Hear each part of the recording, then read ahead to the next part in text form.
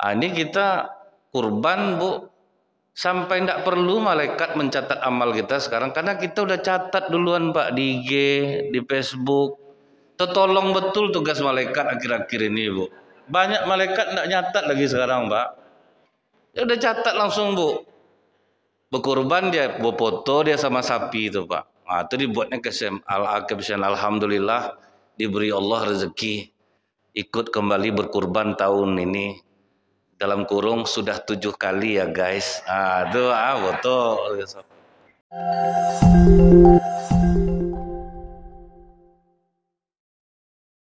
Di dalam kitab mengambil pesan-pesan moral dari turunnya ayat Al-Quran, itu karya Dr. Muhammad Khirzin. Beliau membuka dengan ayat Al-Mudatsir. Ya ayyuhal mudatsir, wahai orang yang berselimut, kum fa'anzir, bangun dan berilah peringatan. Jadi berselimut di situ itu Pak, Rasulullah sangat ketakutan ketika melihat malaikat Jibril datang untuk kali kedua. Jadi itu yang berselimut itu ketakutan. Jadi disitulah Ummul Mukminin Khadijah meyakinkan Rasulullah, tidak mungkin yang menghampirimu itu jin atau setan. Aku yakin yang menemuimu itu adalah malaikat yang mulia. Terus Ummul Mukminin Khadijah melanjutkan, karena kau orang yang gemar bersilaturahmi, mengangkatkan beban orang yang berat, memberi makan orang lapar, menunjukkan jalan orang yang tersesat. Jadi aku yakin yang menjumpaimu itu adalah malaikat. Jadi ini waktu Rasulullah habis jumpa malaikat Jibril yang pertama Bu, ketika Iqra. Yang kedua itu ketakutan. Jadi ini amalan untuk kita terhindar dari jin atau setan. Bersilaturahmi, angkatkan beban orang yang berat, tunjukkan jalan orang yang tersesat, beri makan orang lapar. Mudah-mudahan tuh Bu ya, jauhlah kita dari jin atau setan Pak. Seperti yang dulu udah pernah kita bahas, memang kalau silaturahmi ini Bu ya udah jelas memperpanjang umur, memurahkan rezeki Pak. Sampai di Amerika itu yang panjang-panjang umurnya justru imigran Itali Pak. Karena imigran Itali itu Bu, mereka tuh sering kumpul tiap hari, padahal nongkrongnya itu tidak tentu arah tuh Pak. Tapi karena sering jumpa tiap hari, tertawa, bercanda. Cuman itu Bu, kenapa kadang preman-preman tuh enak nongkrongnya itu? Dia nongkrong happy Pak, dia tidak bahas orang, itu masalahnya Pak. Justru kita yang orang-orang rajin ke masjid ini kalau duduk bahas orang Pak, itu bahayanya tuh. Mereka tuh Bu ya duduk ketawa, minum-minum dia, mau mabuk dia. Tapi dia tidak ada ceritain orang gitu. Nah orang masjid yang normal duduk memang pakai kalimat inilah Pak. Ini aku bukan memburuk-burukkan orang ya. Ini masjidnya. Hati kemarin siapa yang nyuri? Jumlah sapi sekian, hati ketemu sekian lagi. Misalnya suka bahas orang Pak gitu tuh kalau duduk. Nah kemudian Pak, mengangkatkan beban orang yang berat. Misalnya Bu, tetangga kita ada hajatan, kan nanti banyak lah ibu-ibu nolong masak di sana gitu. Itu Bu, amalannya sangat dahsyat. Tapi jangan berharap dibungkuskan. Nah kalau udah berharap dibungkuskan hilang dia Pak. Ini kadang masak juga Bu, nampak anaknya panggilnya sini. Dibungkuskannya Pak, sampai habis rendang orang tuh Bu. Yang masak 5 orang Pak, masing-masing bungkus semua ya. Ini hilang amal pahalanya. Walaupun kadang ibu-ibu nih kalau dibungkuskan tuh basa-basi tinggi lah tuh Pak. Ngapa pula dibungkus-bungkus nih, segan lah ibu jadinya. Ibu nolong ikhlas.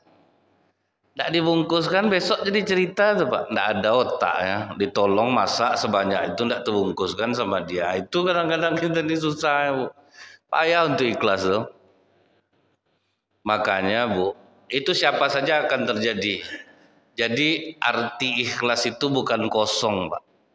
Orang ikhlas bekerja karena dia digaji ya. Berarti kan karena ada Pak. Saya tanya orang, kenapa mau kerja pagi sampai malam baru pulang? Pulang dengarlah ceramah. Ya ada tugas dari kantor Ustaz. Karena apa? Digaji dan ada uang lebih. Jadi ikhlas itu bukan berarti kosong. Nah, jadi itu pula ya Pak, kita harus mengerti juga nih. Macam kami mau balik ini Bu, wah Ustadz ini tidak ikhlas aja. Kan orang sering ngomong gitu Pak ya. Dia harus diperhitungkan juga, kecuali kami pergi pom bensin, saya Ustadz full tank Pak ya, gratis. Masukkan anak sekolah, saya Ustadz gratis. Itu iya Pak. Kan kadang-kadang jamaah mudah aja bilang gitu Pak. Ustadz ini tidak ikhlas. Tapi memang betul lah Pak. Manalah ada kami ini yang ceramah ikhlas. Payah zaman sekarang nih. Walaupun kadang Bu ya dikasih amplop tuh buat macam-macam terkejut gitu Pak. Apa nih Pak? Nah, kan nggak ada gitu loh. Kadang pakai sepatu betali Bu ya. Belum juga keluar pengurus dari masjid lagi ya, betanggalkan tali itu balik tuh Pak. Pasang balik. Udah lewat saya masa itu sudah. Iya susah Pak kalau diartikan ikhlas itu, waduh itu memang orang-orang tertentu, orang-orang pilihan lah. Nolong ikhlas. Cuman setiap amalan yang membuat kita ikhlas itu kapan? Setelah kita mengamalkannya dan dapat keajaibannya. Nah, di situ baru nampak keajaiban, kita akan timbul ikhlas Pak. Itu memang pasti Bapak Ibu pun merasalah. Misalnya gini, ikut kurban. Kurban itu kan Bu, pahala dihitung dari mulai tetes darah yang pertama dosa terhapuskan sampai tetes darah terakhir terhapus semua dosa. Sebanyak jumlah bulu kurban itu, kita bayangkan itu kalau dengan sholat kita belum tentu akan terhapus dosa-dosa itu lagi Pak. Dengan darah kurban itulah banyak dosa-dosa kita dihapuskan oleh Allah. Nah dengan begitu kita berpikir berarti aku tidak boleh ria dalam beramal. Setelah kita tidak ria, ikhlas kita berkurban, baru terasa nanti efek pengampunan dosa itu ke jiwa kita Pak. Disitulah yang membuat kita tambah dekat kepada Allah. Ini kita kurban Bu, sampai tidak perlu malaikat mencatat amal kita sekarang, karena kita udah catat duluan Pak di IG, di Facebook. Tertolong betul tugas malaikat akhir-akhir ini Bu. Banyak malaikat tidak nyatat lagi sekarang Pak. Ya udah catat langsung Bu. Berkurban dia, foto dia sama sapi itu Pak. Nah, itu dibuatnya kesan alhamdulillah diberi Allah rezeki ikut kembali berkurban tahun ini. Dalam kurung sudah 7 kali ya guys. Itu foto. Tidak perlu dicatat oleh malaikat lagi Pak. Udah mau dicatat malaikat enggak jadi, udah duluan kita Pak. Sedekah kita apa kita semua kita catat Bu kan. Berpuasa, sholat tahajud malam, bervideo kan tuh Pak. Alhamdulillah diberi Allah kesehatan, jangan lupa berdua-dualah dengan Allah karena Allah turun ke langit dunia pada tengah malam. Ini ditengokkannya lah jam pukul 3.30 malam. Saya akan melanjutkan tahajud saya dan bacaan Quran saya. Alhamdulillah ini sudah masuk ke juz yang kedua ya. Enggak perlu dicatat malaikat lagi Pak. Habis. Udah habis segala amal kita. Nah jadi ini Bu ya, kalau nolong orang ikhlas. Kemudian tunjukkan jalan orang yang tersesat, kan itu amalan Rasulullah Pak ya. Menunjukkan jalan orang yang tersesat tuh Pak, memang harus selesai Bu, kita nunjukkan tuh. Cuman kadang kita diuji. Tidak selamanya orang bertanya dengan tata krama yang kita ketahui ya. Maka kita harus memaklumi ya. Kadang orang kalau sepeda motornya hidup bertanya tersinggung gitu. Kau sopan sedikit kau matikan sepeda motor kau tuh. Udahlah tunjukkan aja lah. Kita tuh kadang ego ini terlalu tinggi Pak. Rupanya dijawabnya bukan tak mau matikan Bang. Kalau mati payah hidupnya. Dia dorong Pak menghidupkannya.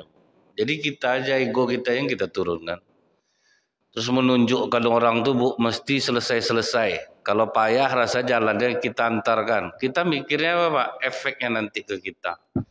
Kemudian memberi makan orang lapar. Ini sudah jelas Bu ya. Ma min muslimin yut'imu akhuhu hatta yusbi'a wa yaskihi hatta yurwiya illa ba'adahu Allah Ta'ala minan nar. Beri satu makan orang lapar, kasih dia minum sampai dia puas, tidak ada balasannya kecuali dijauhkan Allah dari neraka sebanyak 7 parit. Jadi jangan kita ini payah ngajak orang makan itu Pak, pelit.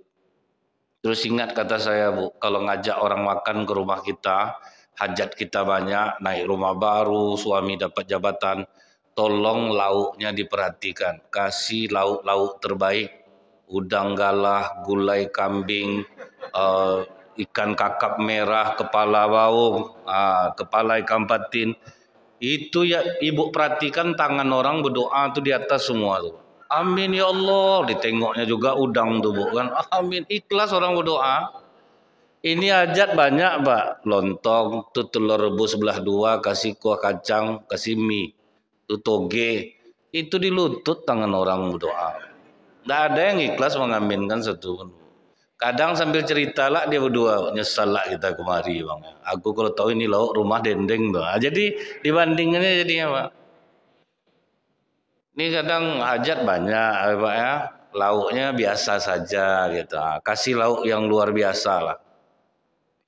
Nah kemudian Pak, setelah Rasulullah diyakinkan oleh Ummul Mukminin Khadijah tentang amalan beliau, maka kata Ummul Mukminin Khadijah, kalau dia datang lagi suamiku, beritahu aku. Jadi Ummul Mukminin Khadijah pasang badan Bu. Nah itulah Rasulullah ketakutan berselimut tuh Pak. Malaikat datang lagi. Apa yang dilakukan Ummul Mukminin Khadijah?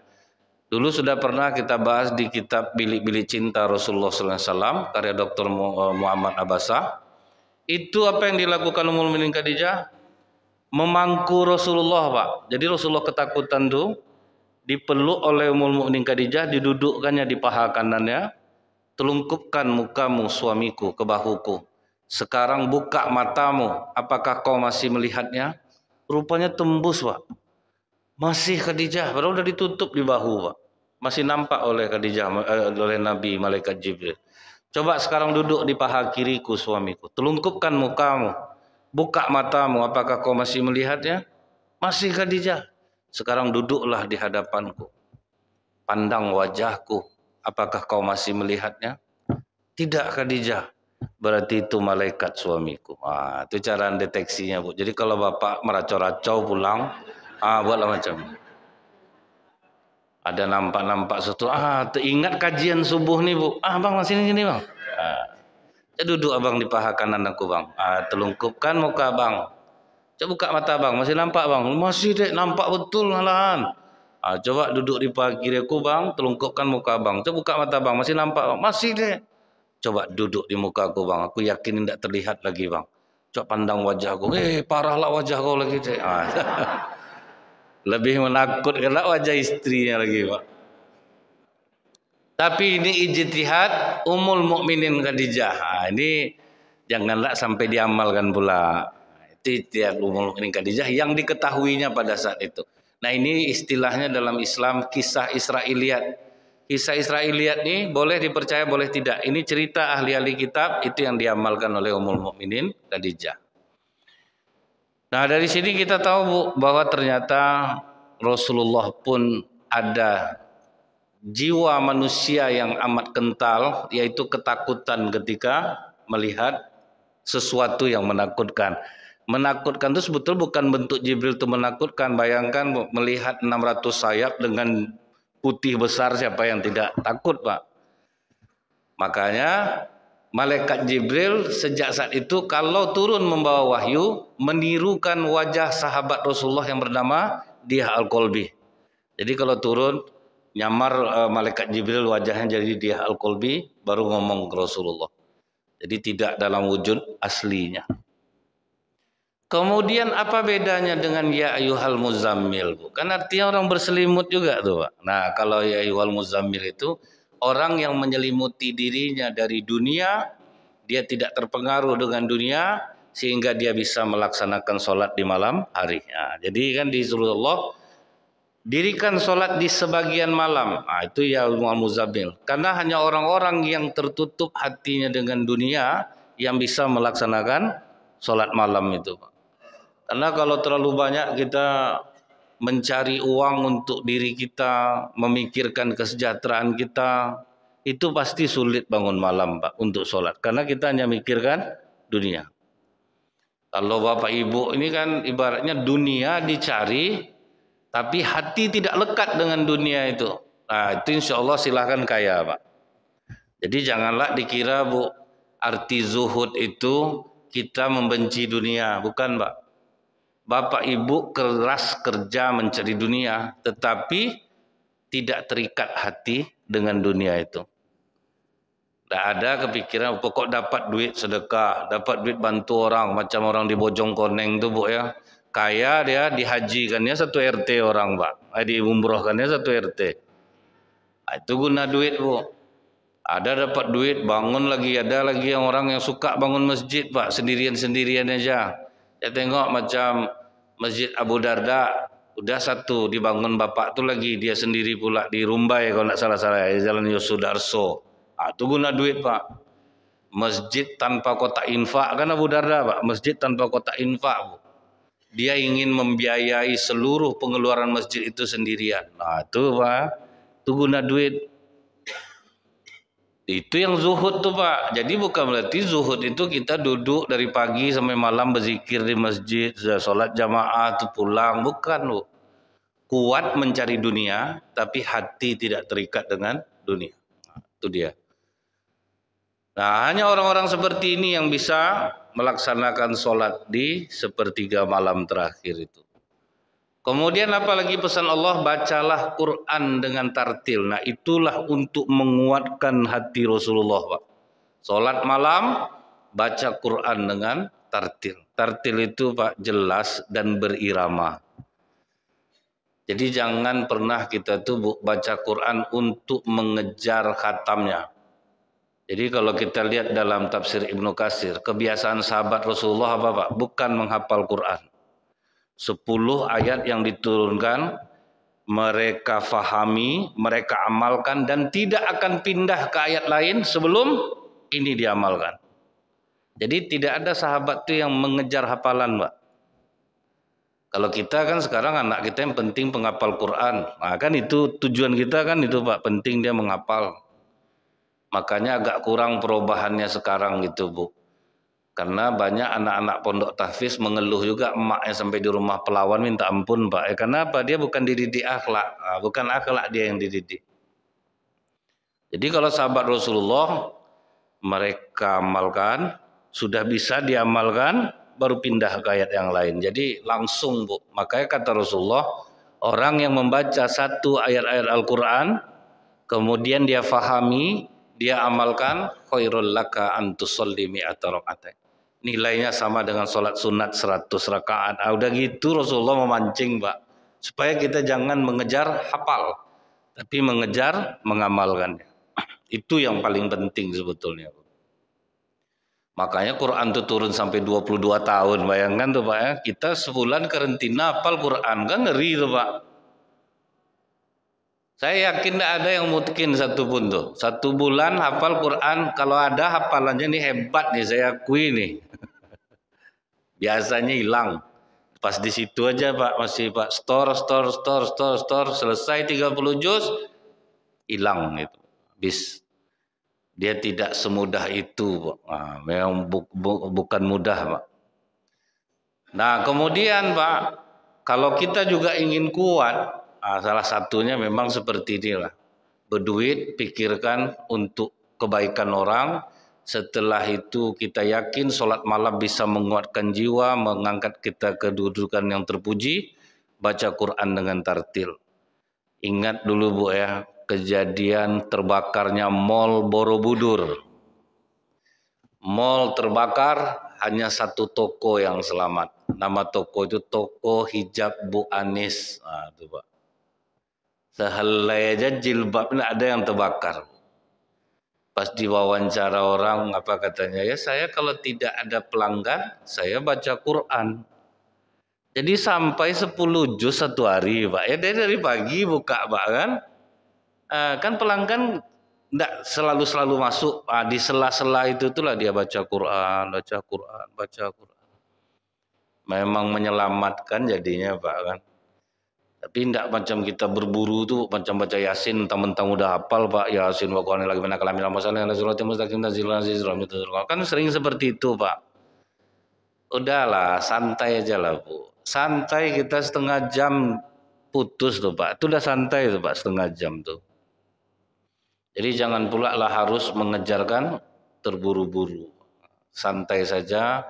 Inilah yang akan mempengaruhi jiwa. Karena apa kata Profesor Dr. Masaru Emoto, orang Jepang yang beragama Shinto, Pak, bukan Islam agamanya, Bu.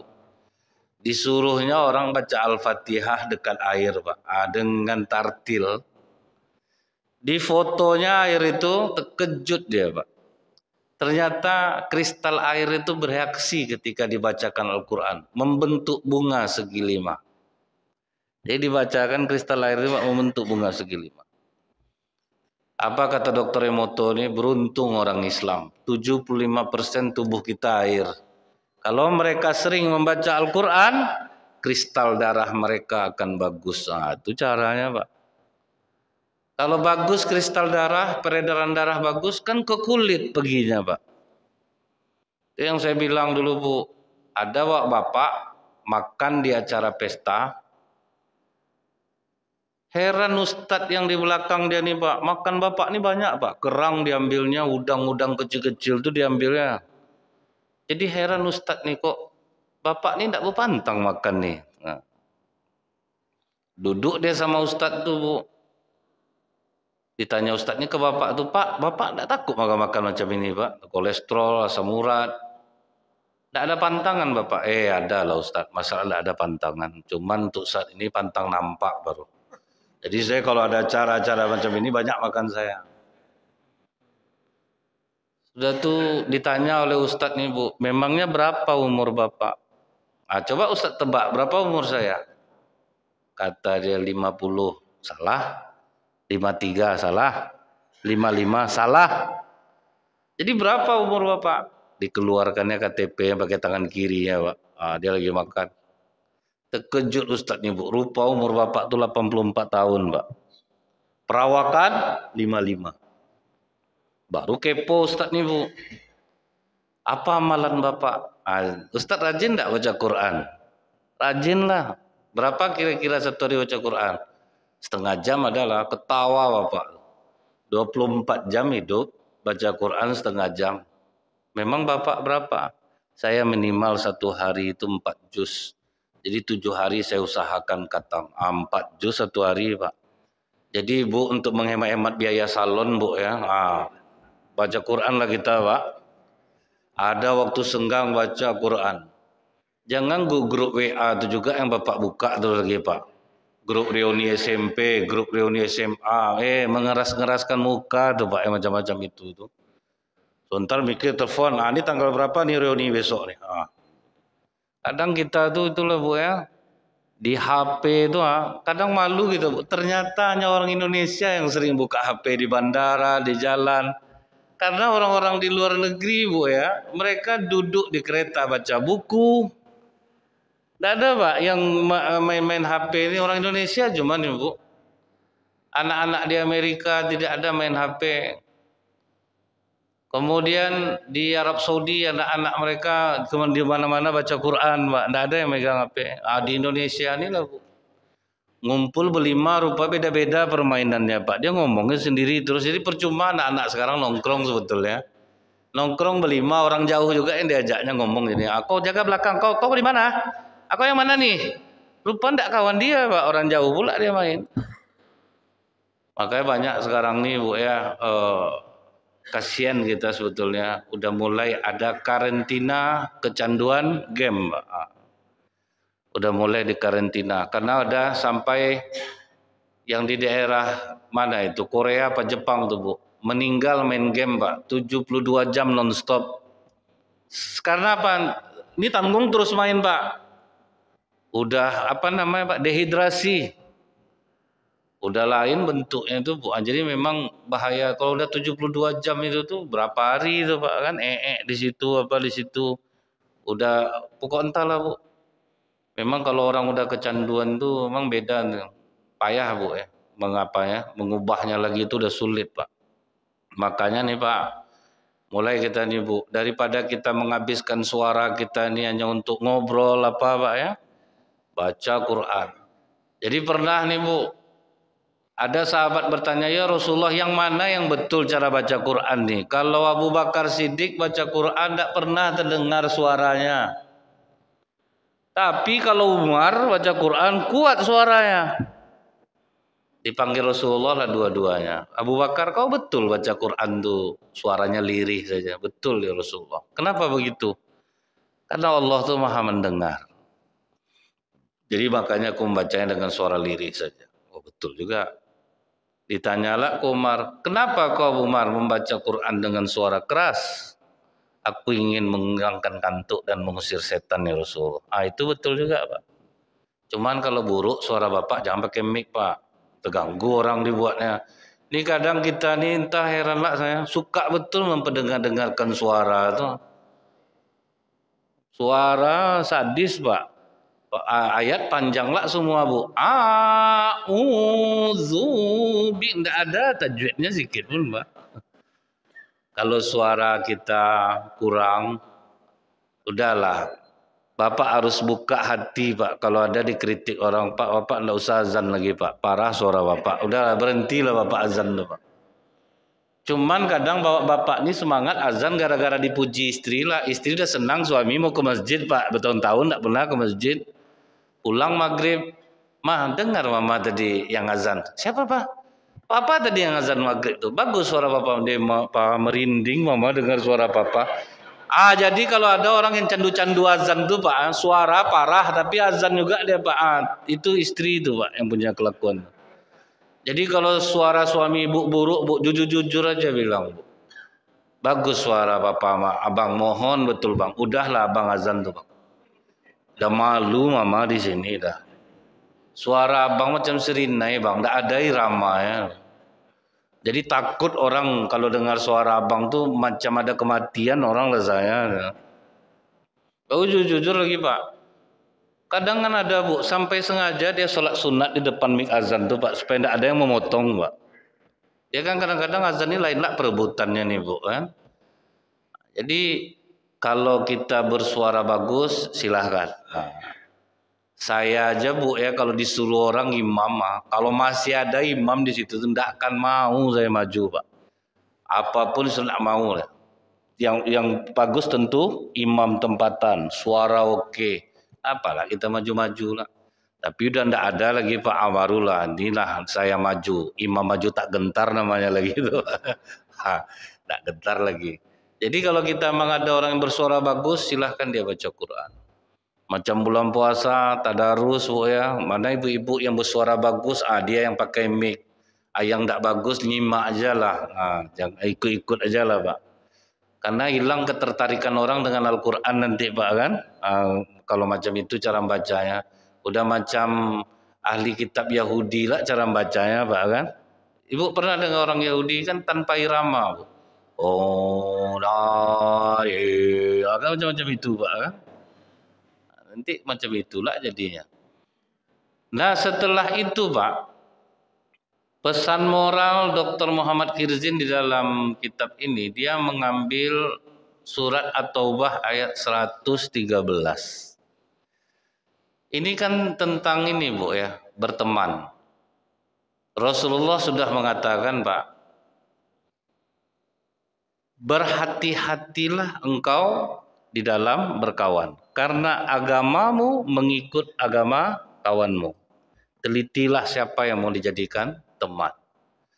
Rasulullah sendiri sudah mewanti-wanti itu Pak, bagaimana kawan bisa mempengaruhi jiwa kita tuh. Apa kata Ali bin Abi Thalib karramallahu wajhah? Pilihlah kawan yang dengan dekat kepadanya makin bertambah imanmu kepada Allah. Itu yang kawan tuh Pak. Jadi datang orang bilang, kita kan tidak boleh milih-milih teman dalam Islam ini. Rasulullah nyuruh milih Bu. Memang harus dipilih Pak.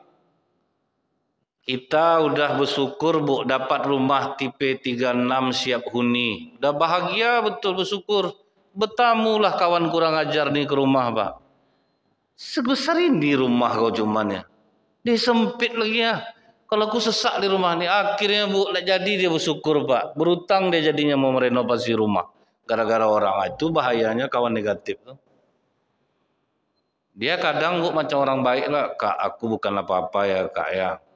Aku karena dekat sama kakak nih Kak. Jadi kalau kakak diburuk-burukkan orang kan hati aku nggak enak juga Kak. Ibu apa nih Kak? Dia cerita tentang kakak, tapi janganlah kakak marah ya. Oh ini orang-orang bahaya nih Pak. Kita suka betul memelihara orang macam ini. Untung kau sampaikan ke kakak. Itu Bu, orang macam itu Bu, cut langsung Pak. Saya bisa datang orang tuh, Ustadz, ada orang ngomong Ustadz ini, stop. Berarti tidak bagus kamu orangnya ini. Seharusnya simpan itu. Karena saya pasti masih mau berteman dengan orang yang itu. Jadi biarkanlah orang menjelekkan kita di belakang kita, jangan disampaikan. Karena kita masih ingin berteman dengan orang itu. Jadi tidak ada terasa jadinya. Kita suka betul tuh Bu, kalau ada orang nyampaikan macam itu tuh kita ajak makan, kita kasih teh, pada orang bahaya loh tuh Pak. Mengadu domba tuh Bu. Wa inna ba'dukum illallah masya'u min namima al-mufariqu bainal ikhwan. Orang yang paling dibenci oleh Allah, orang yang suka mengadu domba dan memecah belah antar sama saudara. Jadi memang berkawan ini sama orang-orang baik lah Pak. Karena pengaruh kawan yang soleh itu besar. Jadi ada di suatu masjid Pak, ada bapak kalau orang cerita agama sedang duduk tuh Pak, langsung duduk dari situ. Tapi rupanya hari itu salah duduk dia, orang sedang cerita duit masuk Bu. Ngumpul di masjid. Disangkanya orang sedang bahas agama. Kecewa dia Pak, langsung pergi dia. Ngapa Pak pergi Pak? Aku nih seperti orang yang kehujanan tadi di jalan. Nampak ada rumah tempat berteduh. Rupa pas masuk rumah itu lebih parah lah, bocor atapnya lagi. Ya, macam inilah sekarang. Jadi duduk dengan orang-orang yang menguatkan iman. Nah Rasulullah dulu Bu, waktu menjadi pengembala kambing, yang dicari pertama yang punya kambing itu orang yang lisannya baik. Yang punya kambing lisannya baik. Nah ini yang perlu kita perhatikan ya Pak ya. Orang digaji kecil Pak, dapat bos yang lisannya baik Pak, masih betah orang kerja. Tapi kalau Bapak kerja, gaji besar tapi mulut majikannya jahat Pak, tidak enak kerja Pak. Jadi Rasulullah itu dulu Bu, dicarikan Abu Thalib orang yang punya kambing yang mulutnya baik. Kalau tangan memukul kepala, muka kita Pak, 3 hari memarnya hilang. Tapi kalau mulut yang mukul Pak, tahunan belum hilang lagi di hati kita. Dikasari orang, dihina orang, direndahkan orang. Karena ternyata masih banyak ya Pak ya, pengusaha-pengusaha muslim nih, sholatnya udah taat Pak, zikir bagus, naik haji, umroh tiap 2 bulan sekali, tapi karyawannya azab sama dia Pak. Saya hari itu saya tahu nih orang baik, paling suka nyumbang di masjid, paling bantu orang susah. Ada anak-anak muda yang mau usaha, dia modali. Tapi Pak, pas cerita sama karyawannya terkejut saya Pak. Saya akhirnya mendengar pribadi yang berbeda. Kan baik Bapak tuh diajaknya kalian tinggal di rumah dia. Tak perlu kalian kos lagi. Maksud dia ngajak kami tinggal di rumahnya itu Ustaz. Jadi semua pekerjaan rumah itu kami yang melakukan. Nyuci mobil, nyuci kolam, bersihkan rumah. Jadi kami digajinya itu pokoknya dia tidak mau rugi, bukan hanya di tempat perusahaan saja. Jadi di rumah pun kami tetap dimanfaatkan yang tenaga kami ini. Makan di rumah itu tidak boleh katanya. Jangan makan, minum air putih saja tidak boleh. Carilah, pandai-pandailah kalian nyari keluar. Kalian kan kerja. Terkejut. Kata Ustaz, tidak sedih kami Ustaz. Dia ngasih-ngasih orang duit, kami tahu. Dia nyumbang ke masjid, bantu orang. Itulah Pak kadang Pak ya. Tapi di kami Ustaz mulut jahat. Jadi ini kadang kita jadi pengusaha-pengusaha muslim, usahakanlah lisan itu baiklah. Jangan hanya mengandalkan kuatnya ibadah kita Pak. Jadi ibadah kuat, lisan mesti baik. Ada beberapa Bu yang saya perhatikan Bu, sampai ada yang gara-gara mulutnya itu Pak ya mau membunuh karyawannya dibuatnya Pak ya. Di Pekanbaru ini ada nih, ini takutnya besok bakal nekat nanti karyawan yang membunuh dia. Taatnya minta ampun Pak, pengajian paling rajin. Tapi Bu sama anak buah Bu, ngeri. Pokoknya ngeri lah Pak, tidak sesuai lah. Itu yang kita takutkan tuh Pak. Makanya betul Bu, ingat saya kata-kata guru-guru kita ini. Kalau belajar Islam ini 2 tahun selesai Pak. Tapi belajar akhlak Bu, 18 tahun pun belum tentu selesai. Dia harus nempel kita ke orang yang baik akhlaknya Pak, baru bisa tersalin dia. Nempel kita ke orang yang baik akhlaknya Bu, baru tersalin dia. Dan ini bisa kita dapat bukan di orang-orang yang kadang kuat-kuat agamanya Pak, enggak lah Pak. Saya melihat ada koramil atau apa itu. Dia dipindah tugaskan dari sebuah desa Bu, ditarik dia ke markasnya. Nangis semua anak-anak di desa itu Pak. Sampai telekonferensi Bu, Om pulang Om. Akhirnya terpaksa dibalikkan dia tugas di situ balik Pak. Menangis masyarakat. Kenapa? Dia berarti untuk orang di sana Pak. Anak-anak sana diajar ngaji, dia ramah. Gitu. Mungkin kalau ilmu agama mungkin tidak begitu tinggi gitu. Tapi akhlak, adab itu yang membuat orang tertarik sama dia. Nah kemudian Bapak Ibu, waktu Rasulullah menjadi pengembala kambing itu Pak, disitulah pengaruh buruk kawan masuk. Muhammad, kau udah pernah nonton aja acara musik enggak? Belum lagi kata Rasulullah. Turun kau di Mekah sesekali, penari mantap-mantap, body seksi-seksi. Kalau kau mau nonton, biar kami jaga kambing kau. Terpengaruhkah Rasulullah? Terpengaruh Pak. Itu sahih itu Pak. Kalian jaga kambing aku ya. Itu bahayanya kawan yang buruk tuh. Rasulullah aja dari kecil yang berakhlak baik Pak, goyang dibuatnya Pak. Cuman Rasulullah dijaga Allah dari kecil. Belum sampai ke tempat acara tari-tarian itu, Allah memberi rasa kantuk yang teramat sangat kepada Rasulullah. Akhirnya tertidur di jalan Pak.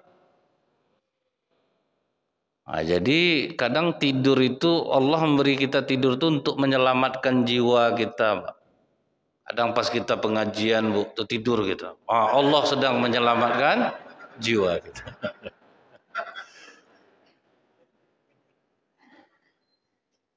Besoknya Rasulullah balik Pak.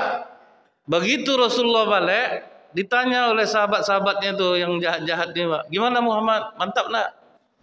Apa yang mantap? Aku aja tertidur. Belum sampai dah tertidur aku. Ulang balik Muhammad, biar kami jaga lagi kambing kau. Itulah Pak. Ngeri nak Pak pengaruh kawan nih Pak. Hilang kesolehan kita dibuatnya Bu. Balik-balik nonton lagi Rasulullah Pak. Belum sampai lagi tertidur lagi Rasulullah. Akhirnya apa kata Rasulullah? Aku mulai saat ini berhenti menjadi pengembala kambing. Jadi kalau rasanya pengaruh kawan itu buruk ke kita, tidak berteman jauh lebih baik. Ya kan kita bisa melihat Bu ya, kalau kita berkawan nih Bu, misalnya macam di masjid nih ada acara makan-makan, ayo kita nyumbang yuk. Datang donatur satu orang, udah biar saya aja yang nyumbang. Kadang penyakit masyarakat ini kalau udah ada donatur tuh ngandalin itu terus Pak. Tidak perlu kita nyumbang, udah ada Bapak tuh. Udahlah tidak nyumbang, kalau ada acara makan di masjid, bawa lah tupperware dari rumah Pak. Itu pula tidak boleh lah Bu. Disalinnya lauk masjid tuh Pak. Udahlah tidak nyumbang, disalinnya lah kadang-kadang. Jadi kita tuh jangan ngandal-ngandalin Pak. Walaupun ada donatur, oke Pak, kita sama-sama lah. Kan enak gitu Pak ya. Jadi tidak ngandalin satu orang gitu. Donatur ini ya dia mau aja dia, tidak apa-apa. Kalau orang kaya nih Pak dimanfaatkan dia tidak ada masalah sama dia karena duitnya banyak. Cuman kan kita hilang amalan kita ini. Kita harus menjadi teman yang baik, teman yang memberikan kekuatan positif bagi orang lain. Saya ada bersahabat dengan atu-atu Bu ya, umur udah 76 tahun. Dia naksir dengan perempuan umur 23 Pak. Semua orang mematahkannya. Pas dia cerita sama saya, Bu. Saya ada suka sama perempuan Ustaz, umur 23. Mantap tuh. Wah, cuman saya yang ngomong itu, Pak. Bisa enggak tuh Ustaz ya, umur saya udah 76 tuh. Walaupun umur atuk 76 tuh, tapi ketampanan atuk mengalahkan laki-laki berumur 80 tuh. Betul nih Ustaz. Ya betul lah Pak. Awalan enggak betulnya. Sebanyak nih saya cerita Ustaz dihina-hina saya sama orang tuh. Sadarkan untung lah tuh tengoklah umur. Ustaz lah yang kan enak macam itu tuh Pak kan. Sudah tuh 2 minggu kemudian baru dia ngomong lagi ke saya, enggak mungkin rasa Ustaz. Kan sadar sendiri Pak. Jadi enggak perlu dari lisan jahat kita gitu Pak. Ngapa gitu tuh macam kacang padi direbus sebiji saya Ustaz. Loncat-loncat sendiri aja. Ayalah tuh. Kan sadar sendiri jadinya Pak.